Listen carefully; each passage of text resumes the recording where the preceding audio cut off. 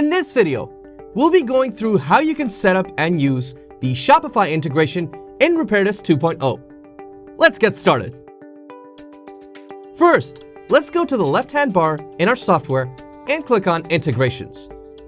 Then go to the e-commerce tab and under the Shopify section, click on Setup.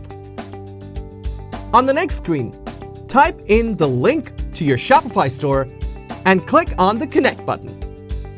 Then follow the instructions on screen to log into your account and confirm the connection.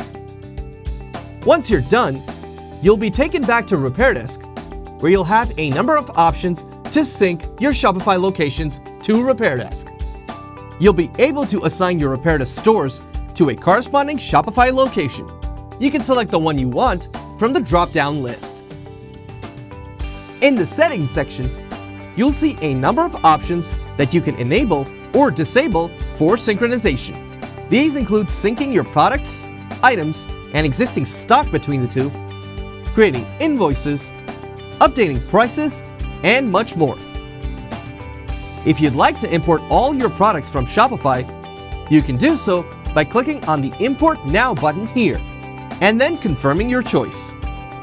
You can also choose to sync specific categories only between your stores by clicking on the View/Sync Categories button, then selecting the categories you'd like to enable.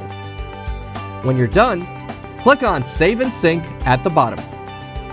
Now that we've got everything set up, let's head over to the Items section in the left-hand bar and select Products. Over here, we'll select a product that's been synced over to our inventory. On this screen, we can see an option to enable syncing with Shopify on the left-hand side.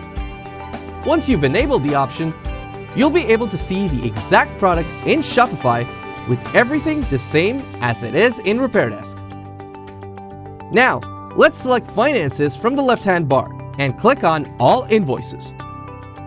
If we use the filter on this screen, in the Online Invoices section, we can select Shopify to see all our invoices that have been synced over.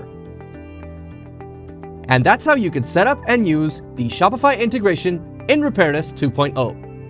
Thanks for watching.